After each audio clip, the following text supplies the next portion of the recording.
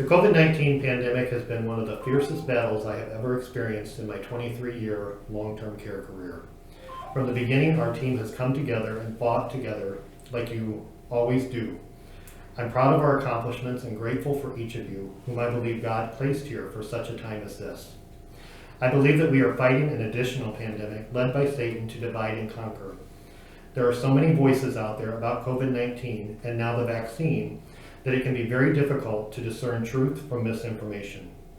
No matter which side you stand on, it is easy to be swept into anger and frustration with those who don't see it our way, pointing the finger at me first. We all have a deep passion for the loved ones who are entrusted to our care. Please don't forget this. When someone doesn't see things the way you do, please listen and understand it isn't because he or she doesn't care the same way you do.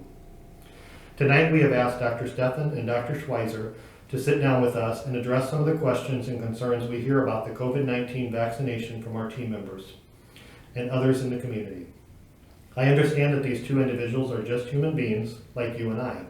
That being said, I believe that most would agree that Dr. Steffen and Dr. Schweizer are people of great integrity.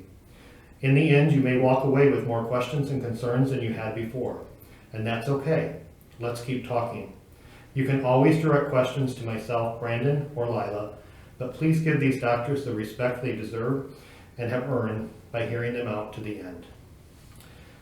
So let's get started. Brandon, you can start our first topic. The first topic we have questions on is the topic of research. There are so many voices out there, and my head is spinning. One voice tells me that there has never been a safer vaccine, and we cannot beat COVID unless we all get vaccinated. Other voices say that the vaccine is worse than COVID. Often the voices are politically motivated. I am just having a really hard time discerning what is true. Can you give some advice on how to determine what is true about COVID and the vaccine? All right, well, I'm lucky to be part of a large ministry, and so we have a team that helps with this by hosting calls every Monday, Wednesday, and Friday, sharing with us the latest data locally and the latest data that we have from our nation and our world. They take in the information that we have. I personally am reading different articles that get emailed to me by reputable scientific organizations that have been vetted and validated. And I use that as my source of truth because there's so much misinformation that's out there that is very hard to weed through. Based on everything that I have heard from my ministry, that I've personally read, as well as my experience now dealing with COVID for almost a year and a half now, I feel very firmly that this is a safe vaccine. And I think that whatever minimal risk the vaccine poses is much less than the great risk that getting the natural COVID disease is. Yeah, we've all heard it said when somebody talks about somebody else, they say, well, consider the source. And that's really what you've got to do is look back at the source, the history of the source. And, you know, the medical community's been around a long time. We've trusted these sources for all kinds of diseases throughout the years and the management, the treatment of that. And I think that there's so many voices out there, it's hard to drown out, or it's hard to not drown out the voices that have been solid and actually involved in the research. Most people who have an opinion about this really have not had any involvement in the research. And so we both trust that the universities that have been researching this for years, long before this illness, and the CDC has the reputation as a source to trust. You might have already answered this one. The next question we had was, how do we know when we can trust our sources? Pretty much what both of us have already said, based on, you know, the knowledge of the source, the reputation that they carry, but also our ongoing personal assessment of the information they're providing to us and analyzing that information for accuracy. It's really hard when this first started to know who to trust, more so than it is now, because now we have data. We have a long time, a year or more of hospitalizations, of millions of vaccines being given, and we can now see the proof of this to show that people who have been vaccinated have not had long-term problems that we're seeing it all. And I know you can talk about OSFs in particular on that. And currently, those who have been vaccinated are much less likely to be in the hospital or at least have the severity of illness. So we have some proof now behind this rather than just opinions. So if you want to talk about OSF's numbers right now, I thought that was fascinating. Okay, so, and this is going to answer some of the questions that we have coming up, but OSF ministry-wide has now given over 100,000 vaccines. And for a typical vaccine or medication to come to market and be FDA approved, they do studies on, using 5 to 10 to 20,000 people. So we now have amassed a group of data on 100,000 patients, which is much greater than the pre-existing standard to declare whether something is safe or not. Based on over 100,000 doses given, we've had 0 people that have been admitted to a hospital and 0 people that have died from this vaccine. The side effects that we've seen from the vaccine have ranged from mild symptoms of, my arm hurts a day later, a low-grade fever. I've had some people that have had some more moderate symptoms of a few days of higher fever, body aches, headaches, basically like some mild COVID symptoms. I know in our ministry we've had a couple of people that have had more of an allergic type reaction to it and have had to go to an emergency room for evaluation. But again, nobody's been hospitalized from it. And so that personal connection to that data, knowing that this is real life people here in Central Illinois and this is what we've seen, gives me great confidence in the vaccine to say, yeah, I trust that it's safe because I've seen it firsthand. And more data is being built all the time off of this. So, yeah. And just to clarify, Dr. Schweizer, because I don't want anybody to take from what you said that there has been 0 deaths from the vaccine, but in OSF systems, Yes. of the 100,000 or more, there has been 0 deaths, is what you're Correct. saying. Correct. And hospitalizations related to the vaccine. Correct. Yeah. And then along with that though, Dave, the 100,000 is just OSF that has been given. Right. Right. There's millions that have been Right. given. Yes. So Right. way more than the research of 10,000 on average Oh, for definitely. vaccines. Yeah. Definitely. Yeah. And when you say 10,000 on average, what you're saying is normally when the FDA does a research study, they study about 10,000? Is that what you're saying? Is Okay. the average, yeah, Is the for average. vaccines. Okay, Yeah. okay. So our next set of questions is more of a vaccine overview. What are they and what are the ingredients? We will be able to provide ingredients for people. I know some have said they've had a hard time finding that, but there really are very few ingredients with this. You've probably all heard that the vaccine's got to be kept very cold, and that's because there are not preservatives in this one. It really consists of the mRNA, so the actual active ingredient that the shot has the effect with, and then it's salts, fats, and sugars, and that's pretty much it.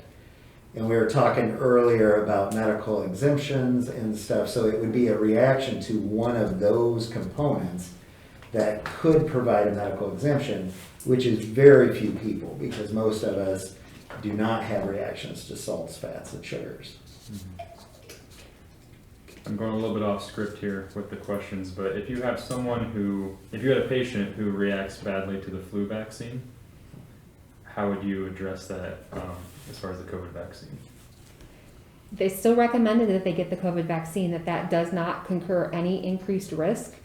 And one of the questions that we actually had that we went and looked at the answer up is, one of the rarest, most severe forms of reaction to the flu vaccine is actually Guillain-Barré, which is a life-threatening illness. Even for patients that have had Guillain-Barré in association with influenza vaccine, they still are considered to be safe to get the COVID vaccine, and that does not increase the risk of getting Guillain-Barré from COVID or from the vaccine. What is the difference between FDA approved and FDA EUA, emergency use authorization, as well as the process it takes to become fully approved? Why should I consider taking the vaccine if it's not fully approved by the FDA? The vaccine will be approved, we're expecting within the next month by the FDA. The process is largely research-based, well, you go ahead.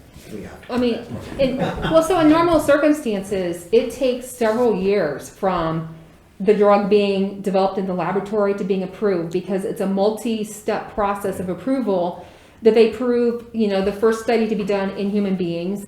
They start with testing it in a smaller group, and then they gradually expand the test group, and then they expand it even further, and then after you've gotten out far enough, then they finally approve things. And that takes, on average 3 to 5 years. We didn't have 3 to 5 years to do that. And fortunately, they already had been working on a SARS vaccine because of the SARS epidemic that happened in the Middle East and over in Southeast Asia years ago.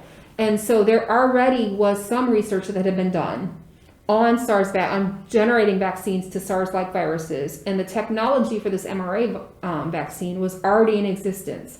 And so they were able to take the gene sequencing for the virus that the Wuhan lab was able to quickly share with all of the scientists in the world. And the scientific teams got together and worked very quickly, used the information they'd had from years ago from the prior SARS epidemics, plus with the specific DNA sequencing and identified the spike protein that was so critical to it attaching to our organs and causing the severe effects of the disease, and were able to then translate that into the mRNA vaccines that we have today. That makes sense. So really, the shortcut wasn't really so much a shortcut. We were already, would you say, a step ahead of the virus because of other ones that they had been researched that had already been done? There were really no shortcuts that were taken with this. It was the information we had leading up to it. There was the parallel development and research at the same time that got it to market quickly. But probably the biggest thing is there was no red tape to go through. There was approval all along the process. A lot of times something's ready to go and they're waiting for government to give the approval. Well, the government gave a green light to this all the way through. So those things, the knowledge we already had, cutting the red tape and producing in parallel with continued research is what brought it to market quickly. Mm-hmm. Not that any corners were cut. Okay, so this red tape sometimes has a purpose, and my question to you then would be the red tape that you say being cut, there was nothing in the vaccine that either of you, or the development of it, that would say, hey, they really should have stopped and spent a little more time here, or added a few more people, anything like that? Or was the red tape that they skipped through, was any of that like significant? No, the red tape would be the political aspect of it. Okay, you gotcha. know, just like Shinoa Pharmacy getting open here sat for months waiting for someone in Springfield Gotcha. to give the approval for it. Okay. And so it was more of that slows down drugs and development than in anything else. So it wasn't in the research process Gotcha. that there was red tape. One big thing to think about too is a year ago, when we were waiting anxiously for the vaccine to come, knowing it was coming out under an EUA, we didn't have the real life data. Now, here we are a year later, we're still EUA, waiting, fully anticipating that within this next 1 month, we're going to have approval not only for the vaccine for adults, but extending the age range down in children under 12. The Moderna having an indication for children, as well as the indication for both to have a booster shot. But we've got the life experience that I just talked about. And so I can understand how a year ago people would be really concerned about taking a vaccine that was only approved through the EUA process. Now you should have the full confidence of the fact that the FDA put a stamp of approval by giving it EUA, is going to give the full approval holders month. But we've got, millions of doses given out, not just us, but other very well-developed scientific communities like Israel, the Great Britain and the United Kingdom, all of the European countries. And so we've got lots and lots of data that didn't exist a year ago. And so that's what really makes that EUA a very strong thing right now. That's not really something I would be concerned about. Okay. The next question is pretty similar, and I think you already covered it. I'm going to go ahead and read it. If it spurs any more thoughts, we can go from there. The vaccine is too new. There is no way that the vaccine could have been studied enough to ensure it is safe. Can you please speak to this? I think we've answered that pretty well. Yeah, mostly that the research didn't start from zero. The research had been going on for years. One question I would throw out there, I don't know if it's on in the questions or not, but it's been asked by some people to me, how do you know there's not going to be long-term effects years down the road from this vaccine? So we think about, some of the other vaccines that have been around 20 years or even longer, and how do we know that 20 years from now, if I'm vaccinated, I'm not going to come down with some sort of condition that from this vaccine? There would never be a guarantee that the possibility doesn't exist, but looking at the data now, which is what we have this advantage over the last year and a half, we do see long-term consequences of the infection. And right now, we haven't seen any of the vaccine.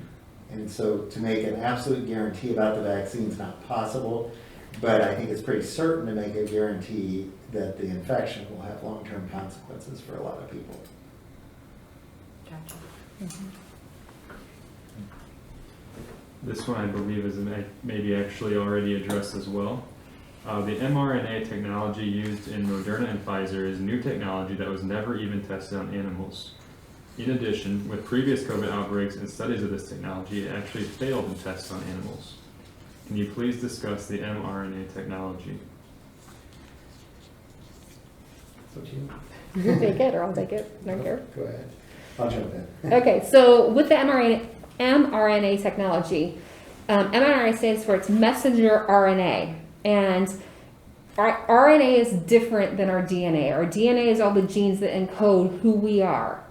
And I think people have a fear that this RNA, because it sounds like DNA, is somehow getting into our own personal DNA and changing that and giving us risks down the line, or giving, if you're of reproductive age, giving you risks of birth defects, infertility, etc. Actually, what the messenger RNA does is it takes a message to the cells and the little organisms inside the cells that produce your antibodies. And so it tells them how to make that antibody to that spike protein so that cell can do its job and kick out those antibodies. So it does not actually interact with our DNA. It's completely separate from our DNA. That's why the vaccine has to be kept so cold too. This messenger RNA breaks down and gets recycled almost immediately. And so that's why it's so hard to keep this vaccine good, to give the shot. It breaks down very quickly. Then the other thing that I had been thinking about with this is the fact that a virus is an organism that can't survive on its own. It has to get into a host cell to use the cell's equipment to replicate itself. So the virus itself actually is putting much more genetic material into our cells than what the vaccine would. And so, again, land on the side of the vaccine being safer than the actual infection. Makes sense. So I don't know if this is in our questions or not, but I do. I have heard a few people worried about the actual spike protein that mRNA creates, that the spike protein is going to create more harm and maybe even cause us to get COVID. Are you concerned about the spike protein that the mRNA is creating? No, I'm not. I'm not at all, because by itself that spike protein is harmless. It would be what it does for the virus that would be the problem. And again, the virus has lots of that spike protein that's getting into us during an infection. Could I just have you further, the studies that, again, this is things that people have commented to me about, was that, I think one of you mentioned that we were testing this mRNA, or we were developing this back in the first SARS outbreak several years ago, and it has been mentioned that it was aborted because it was not effective or because it was dangerous. It was killing animals during their studies, and that's why the technology at that time was aborted. Is there truth to that, or can you speak to why it was actually either aborted or why it didn't come to fruition at that time? All the information that I've had about it is that it was stopped because the virus did not persist. Mm-hmm. And so it was just abandoned instead of coming all the way to market. And just in vaccines in general, the whole idea of a vaccine is to expose your body to a protein of the virus that you can produce antibodies against that are ready to go if the infection ever starts to take place. And for years, we have gotten that from the virus itself being killed and then injected in the person. And then we moved to replicating whatever protein we wanted in the lab and injecting that. And now we've said the fastest, quickest way is to simply let your body produce that protein. It's much easier to produce a messenger RNA, much quicker. And so the idea of what this shot is doing is the same as all vaccines. It's just the method of delivery to us. And so that's another thing that gives me confidence that this is safe. It's not new in the ultimate result. Yeah, great answer. Yeah, and it actually almost sounds a little bit safer because it's, you're actually reducing the amount of things you're putting in the body Yeah. and just asking your body to create its own To create it, protein. yes. Okay. Yep.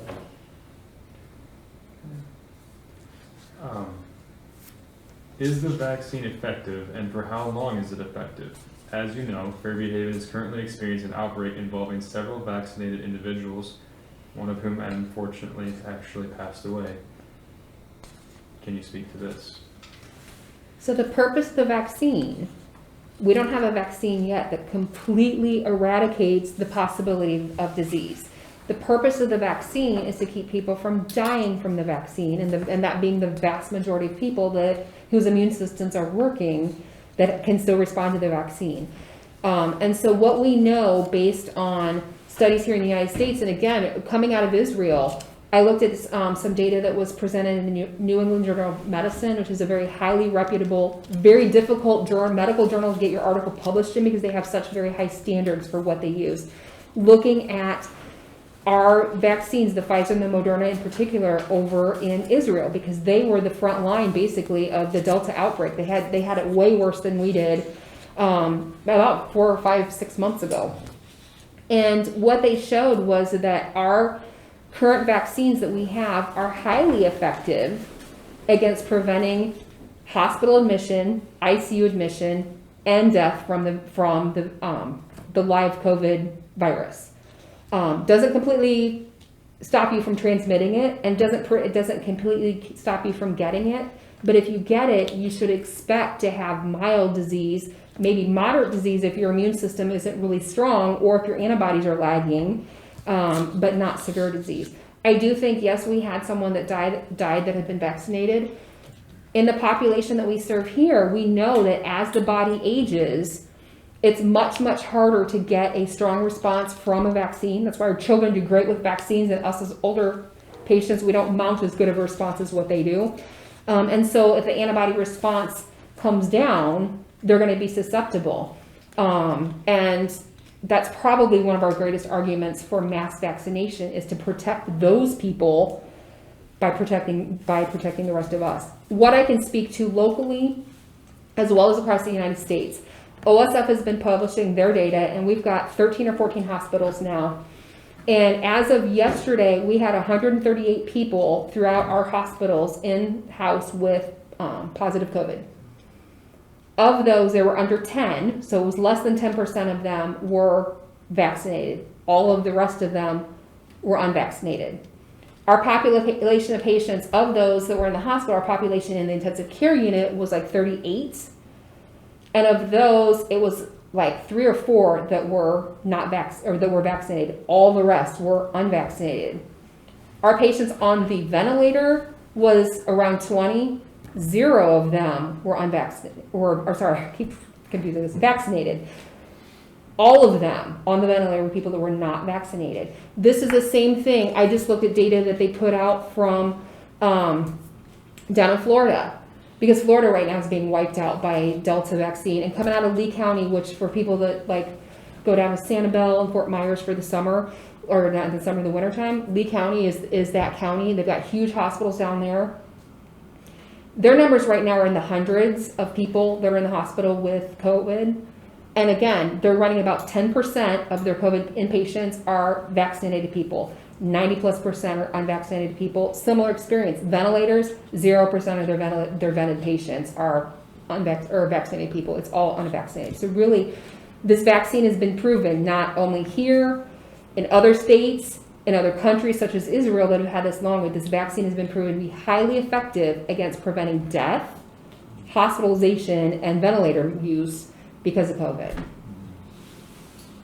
So if you see headlines such as Israel reports 50% of their hospitalized patients are vaccinated, that would be expected because such a high percentage of their population is vaccinated that there's just that many more people that could have a bad outcome either way.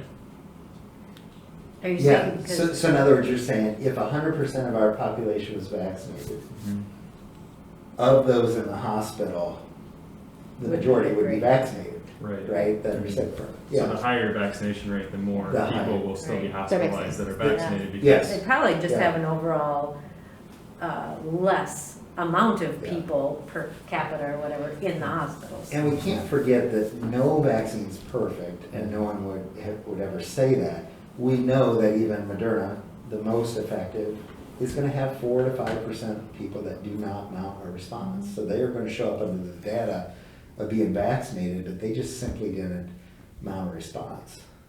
And in a large population, that'll end up being quite a few people. So we were, after our vaccines in January, February, we were kind of relieved that our residents didn't seem to do really badly afterwards. Yeah. But now looking back, that's That was probably a very not bad sign. bad because, Yeah. well, wasn't as good as we had thought at the time because they actually didn't mount as good of a response to it because they didn't have as many bad side effects. When you're getting a fever and the body aches and you feel like, I have people say, well, I got the flu shot and then I felt like I had the flu. That's a good thing. With this COVID vaccine, I had people tell me, oh, dose 1 felt so bad, I don't want dose 2. That's a great thing because then I know that your immune system responded, because as our immune system responds to foreign invaders, our body's natural response is to create a fever, body aches, headaches, chills, etc. So I think you're right, your observation that, oh boy, we vaccinated these 80 and 90 somethings and even some 100 somethings and they didn't really feel bad. Well, they probably didn't feel bad because they probably didn't get much of an antibody response, which is why now we already have approval and a recommendation from the CDC that we're already actively getting dose 3 in of people that we know to have immune compromising conditions, because we know their antibodies, they didn't make a strong enough response, and those antibodies are going to wear off and they're going to be susceptible. Yeah, everything when we get ill from something, what makes us feel bad is our immune system, not the actual virus itself. Our body is trying to produce snot to get rid of the virus, or vomiting or diarrhea or fever or whatever in our effort to fight this infection. So to have that happen is just the reflection that our immune system responded to it. Okay. I have already had COVID. Why isn't natural immunity as good as a vaccine, or better than a vaccine? Well, the natural immunity is a good thing for sure, but what's happening is virus is changing with different strains. And so when you make a natural antibody, I'm not sure which protein you made it from, but it may not be a consistent protein on the new strains. So far, what we're seeing with this vaccine is that the antibodies are being produced against the spike protein, which is staying fairly consistent right now from one strain to the next. So you are being protected over different strains, where the natural may just protect you against that one strain. Gotcha. So what you're saying is there's multiple proteins on a virus, and your body might make the immunity to a protein that may not be on the next strain, but the spike Exactly. protein is generally always there. It has been to date, yep. Okay. So as far as, testing for antibodies and then not needing a vaccine, you're still at risk there. Yep. Okay. I have the O blood type and therefore don't feel I'm as susceptible of getting COVID. Is that true, or do I still need to get vaccinated? I mean, I would say early on, there was some information put out there about, this blood type is more susceptible and this blood type is less susceptible, and whether you're Rh positive or Rh negative made you more or less susceptible. The health community does not believe that to be true, because they've experienced in this last year and a half people of all different blood types getting COVID. And so the current recommendation is for all persons, irrespective of their blood type, to be vaccinated. Okay, which actually brings up another question is, it feels like at one point in time I've read this about O blood, and now it's changed. And I think when I was talking to the employees, I did get a lot of questions about that, like, why is everything changing? And one day they say this and the next day they say that. Can you speak to, like, are you comfortable with those changes? Are they, does that concern you that there's changes happening?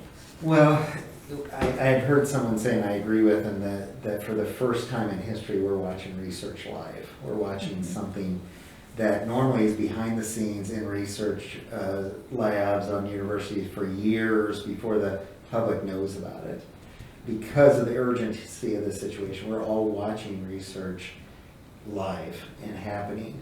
And so there is going to be some thoughts initially that get disproven, but that's part of science. That's what science is about.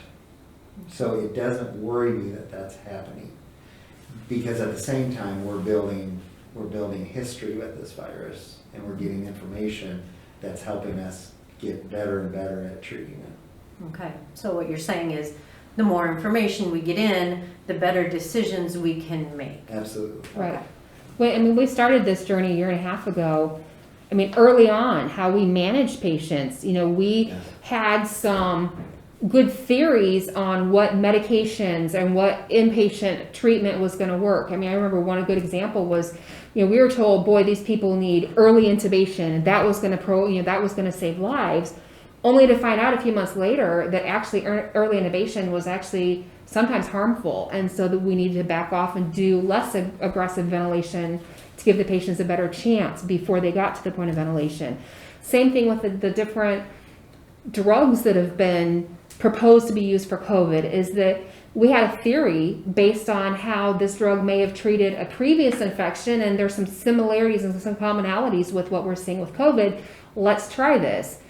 Only to be, the experimenters here and living through the experiments being done and saying, okay, wait a minute, it seemed like a good idea, but here we are, it didn't pan out, so what's the next thing?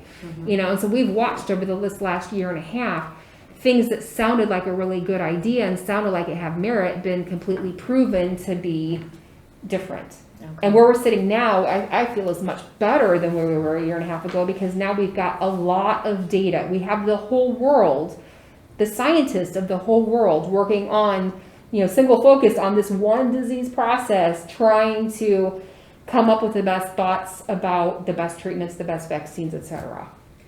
And we were talking earlier about some confusion taking place with these different ideas and different thoughts and change in thought, and mixing that up with the vaccine itself. But consistently, the medical community has, as a whole, has said the vaccines are safe and they're effective. What we're doing as far as treatments after somebody gets infected, even position when somebody's ventilated, has changed over time. That is expected to happen. But the vaccine itself has been consistently accepted as a good vaccine to protect people. The next subset of questions deal with government overreach and trust. Certainly, we have seen a great push from CDC and other government organizations to get vaccinated. Many healthcare organizations have started mandating the vaccine, and now the Biden administration and CMS announced they intend to make this mandatory for nursing home staff. Why is there such a great push by the government for vaccination? There's a great push to protect the vulnerable.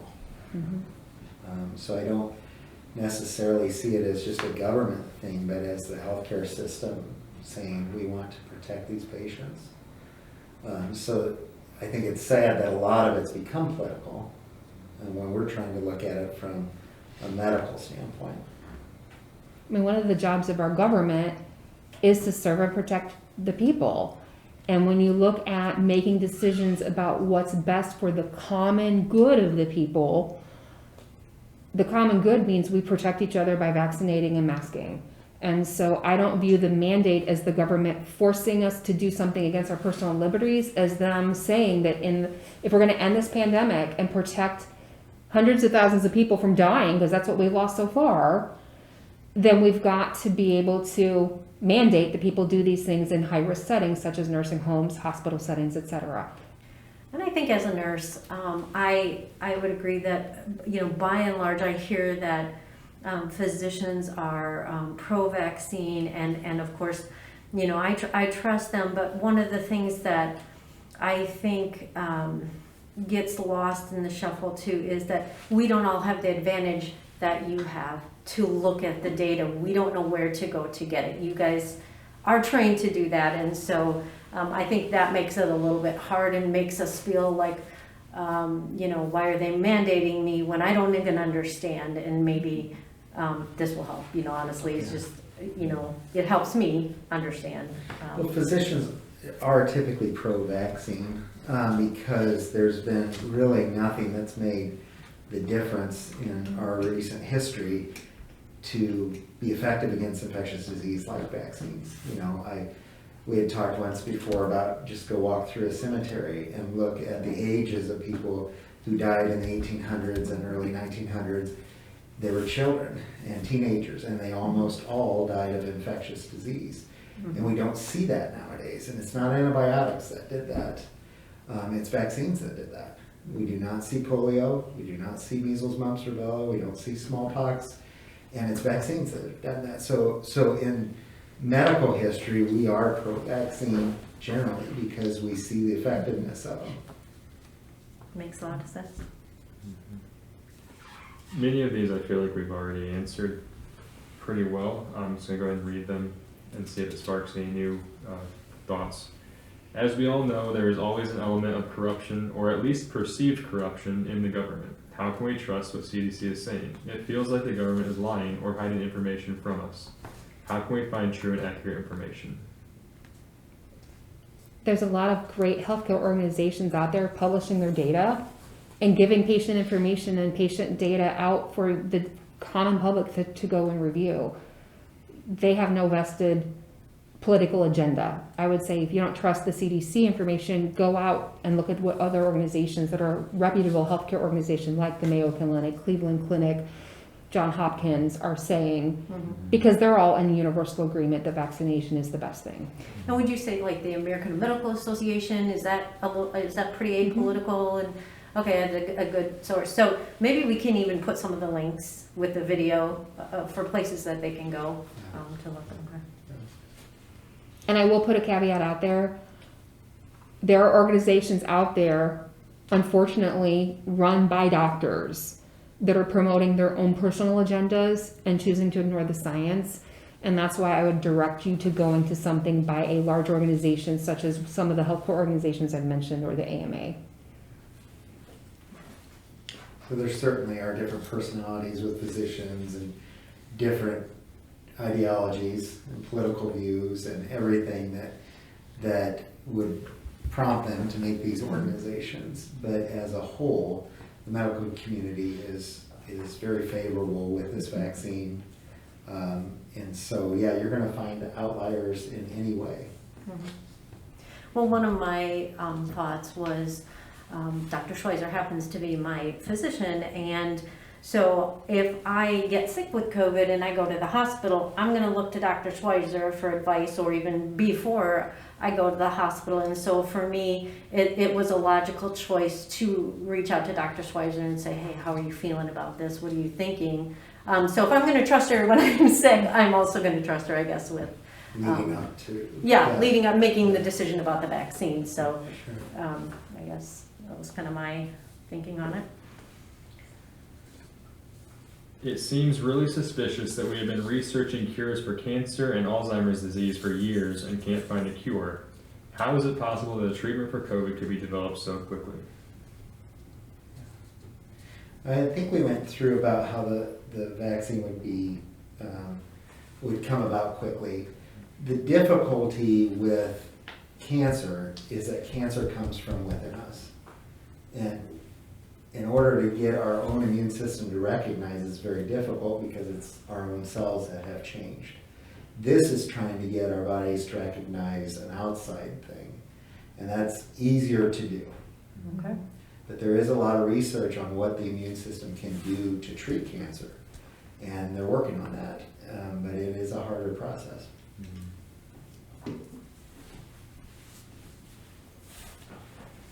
This is an example of a someone's unfortunate family account. A close family member died shortly after getting the COVID-19 vaccine. Her physician stated congestive heart failure on the death certificate to cover up the fact that the vaccine killed her. How can I trust that physicians are not lying about cause of death?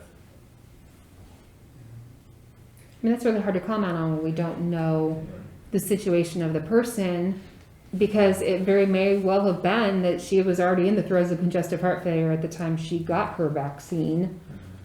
So I don't know how, I mean, I don't know how to refute and say, oh, it wasn't the vaccine, or how it was to say, yes, it was the vaccine. Can you, I'm sorry.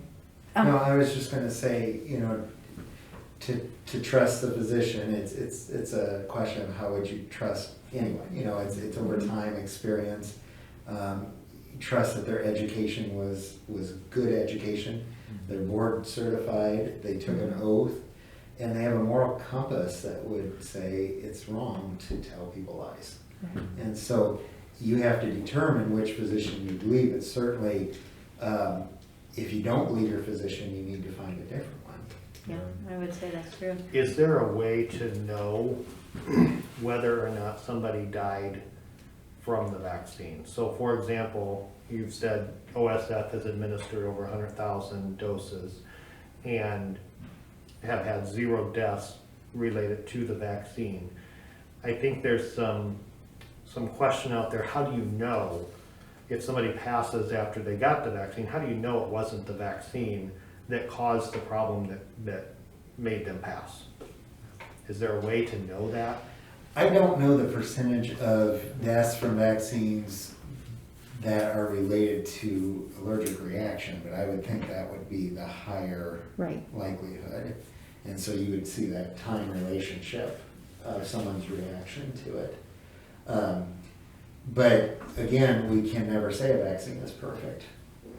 But we have a lot of information that's being gathered saying that it appears safe. It appears as safe as other vaccines that we've had for 50 years. Mm-hmm. So there's been a lot of talk about overcounting COVID deaths and things like that. And can you just, I'm kind of wondered, how does a physician know what to put on like a death certificate? Like why would you and why would you not put COVID on that death certificate? If COVID is what made them ill, and they got COVID and had a heart attack, and they're saying, oh no, they died of a heart attack.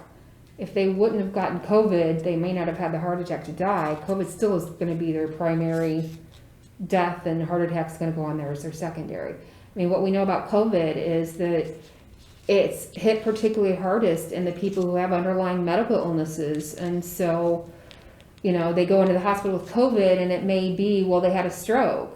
And, you know, I've heard a family member of a patient have that argument. Well, they died, but they died of a stroke.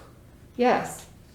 But why did they have a stroke? Mm-hmm. Because they got a COVID infection. We know that COVID increases your hypercoagulability, and one of the consequences of a COVID infection is that some people are having strokes. Mm-hmm. And so, I mean, for me personally, through this pandemic, filling out a death certificate, it was sort of like, okay, what was the precipitating event? And if they got a COVID infection first, and that's what sort of precipitated the heart attack or the stroke or the pneumonia, then it was COVID. Yeah. The next one is the CDC and really the entire medical institution keeps changing their minds about COVID, vaccination, etc.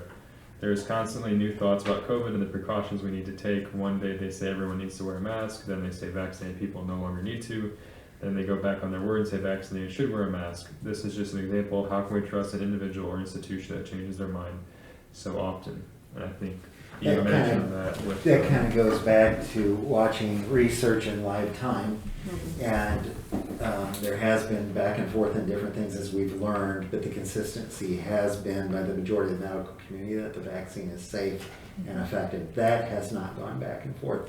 And that's actually been something I've worried about, that the areas that have gone back and forth, like the masks and stuff, are confusing people about the vaccine.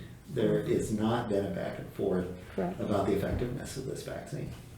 And I think it's important to make that distinction. And to understand the back and forth about masking, early on, unfortunately, there was some very conflicting advice, over a year ago on whether there was any effectiveness to masks or not. And then luckily, U of I down in Champaign actually did some of the research on effectiveness of masks and what did the mask have to contain to be effective. And masks were proven to be effective. We know firsthand masks were effective because in our offices in January and February, when we would normally be flooded with influenza and strep throat, guess what? We were like sitting around with not enough to do in January and February because we didn't have the influenza and we didn't have the strep throat and then all the downstream illnesses that the influenza brings on for our patients that have other illness. And so definitely our masks, we look at that anecdotally. That's not scientific data, that's anecdotal or life experience that says, oh yeah, masks definitely help because we saw a lot less respiratory-based illnesses last winter when we should have been overwhelmed with things like that. The most recent back and forth on the masking, we all got for those of us that were vaccinated, once they said, hey, once you're past your 2 weeks, you're not going to be able to get this, so great, you can unmask. And I remember going, woohoo, I don't have to wear my mask out in public. This is such a great thing. But then what they found out with this Delta variant is so much more highly contagious than what the previous strains of COVID have been, that they found out that, okay, you can still get breakthrough infection even after you've been vaccinated, but possibly not even realize that you're infected because your vaccine did what it was supposed to do. You got infected in your nose, which is where we get it from. Your vaccine responded, beat down the infections. The vaccine never got further than your nose to settle in your lungs to make you sick enough to say, oh wait, I'm sick. Maybe I should stay home, see my doctor, get tested. Meanwhile, you're out in public unmasked because you're vaccinated and feeling like you're safe, and now you're a carrier. And so you could sneeze, cough, or just talk to somebody and spread the virus. And so really, this back and forth mask thing, the reason we've had a reversal this summer is based solidly in the science of what they're seeing about the carriage of the Delta virus or the Delta variant of the virus. That goes back to the discussion on you add more information, you Yes. make better decisions. Yes. Is it true that physicians are being censored? I'm not aware of that. Just recently, a physician at U of I had made some choices about not using masks in a setting on the university campus, and they asked whether or not the state would repeal his license, and they said no, they would not do that for differing views. So I'm not aware of any censoring in that way.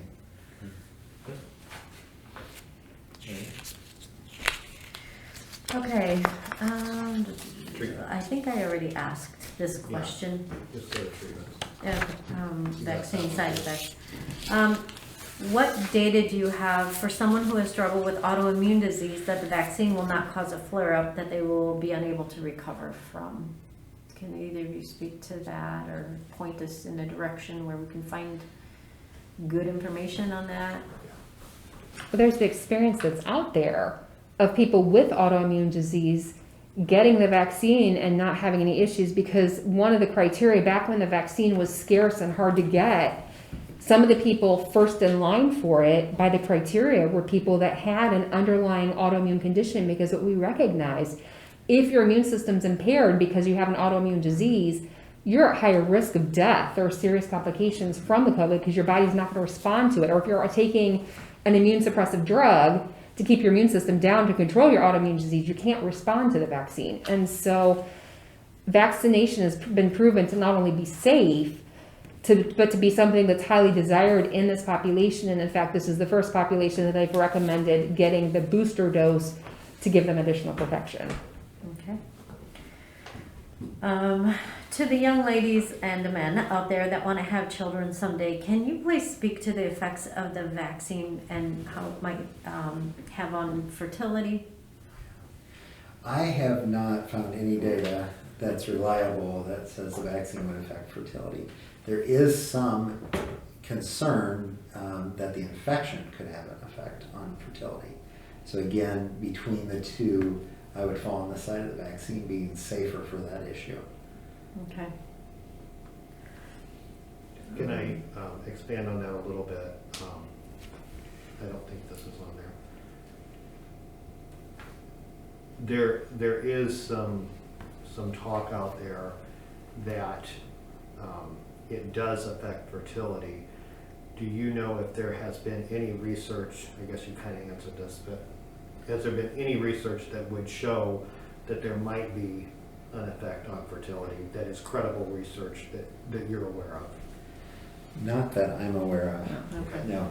So young women, when you say go ahead and get vaccinated and they're childbearing age, you're not concerned about that? Well, Nothing you've read? And I think what I based my opinion on of that is going back to the fact that this wasn't just some new novel idea that they came up with in the launch. I mean, the technology and the platform has been there. The whole concept of vaccination has been around and has been life-saving for decades now. And I think he did such a beautiful job of describing, what that vaccine is doing for us. And we don't have any fertility issues with any of our prior vaccines that have used the same or the very similar technology. We really don't have any reason to suspect that there's going to be any fertility issues with it, because that's not happened before, and there's not enough that's changed in the vaccine to make us think we're at risk for that with this one. The classic example of infection and fertility issue would be mumps. So mumps can create infertility, but the vaccine does not. Yeah, And so- so that's what I would look at it as. Right. concern. So the disease more likely to cause problems than the Than the vaccines. That vaccine, makes yeah. sense. Okay. I once had a seizure after being vaccinated, and I know of someone who has had serious complications from vaccines in the past. I'm scared of what a vaccine can do to me. What advice would you have for people that have had some sort of adverse reaction or supposed adverse reaction to a vaccine? So the only information that we have out there is the only contraindication would be a direct allergic reaction to a component of the vaccine. Otherwise, there are no exemptions from getting the vaccine or exceptions for that I'm aware of. Okay. And like what I'm aware of with seizures and vaccines, that was a rare but at least well-known side effect of the old version of the DTaP years and years ago, like prior to my kids being born.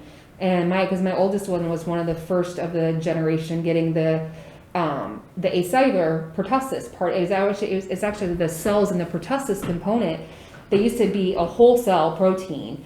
And for some people, they would react to something in that protein and have a seizure. Well, by the grace and the wisdom of the scientists, they were able to figure that out and come up with an acellular version. And so now all of our pertussis vaccine that's in our Tdap and our DTaP are acellular pertussis. And so now seizures have really gone away from the vaccines in probably the last 2.5 decades. Okay. So. Okay. I think that's all the questions we had prepared. So just at this point in time, for those of us employees that are watching, we do not know what a vaccine mandate from CMS, which is our federal regulating body, is going to look like. In the past, any vaccination mandate included exemptions for medical contraindications and strongly held religious beliefs. We don't know how the regulation will look and what will be accepted for these exemptions. If you two could speak to, do you have any thoughts on what may exempt an employee for a medical reason? And I understand you're going to probably direct them to their own physician for this, but can you think of anything right now that would exempt somebody for a medical reason? And again, it's gonna have to come from CMS, but just your thoughts on I mean, it. the only listed exemption is if you have an allergy to the vaccine or a component of the vaccine, you know, which is Dr. Stefan, Okay, you know, stated, is really the protein and the mRNA and very little ingredients. Thankfully, very minimal ingredients and no preservatives. So medically speaking, I think the only exemption is going to be is if you had a severe reaction to the first one. And I think that's been very, very rare. So if you haven't been vaccinated, I don't know how you're going to find a medical exemption. So, what about people that have had COVID within the last 90 days? Is that still a thing? Are you recommending they still get vaccinated, or do we want to wait, or? Yeah, so officially it's 2 weeks afterwards that they can Okay. get the vaccine. The 90-day deal came when we were having shortages of the vaccine, and they were hoping that the natural immunity would cover the person during that length of time. Okay. We do not have the shortage issue now. So 2 weeks after an illness is fine to go ahead with the vaccine then. so just as a conclusion, Fairview Haven continues to stand behind the long-standing principles of our organization. We firmly believe that everyone needs to make the choice about COVID vaccine that is best for him or her. Understanding that you have chosen a career in healthcare and specifically long-term care needs to be weighed as you make your decision. For many of us, we have had a divine calling to this career. Please include sincere and earnest prayer in your decision-making process. I realize many of you have already. We hope and pray that the information provided here will give us a better understanding about the vaccine and help lead us to well-informed and educated decisions. We understand and respect that not everyone will come to the same decision. We continue to be on the front lines of this battle, and I pray that God will not allow these divisive issues to diminish the amazing ministry we have at Fairview Haven. Thank you.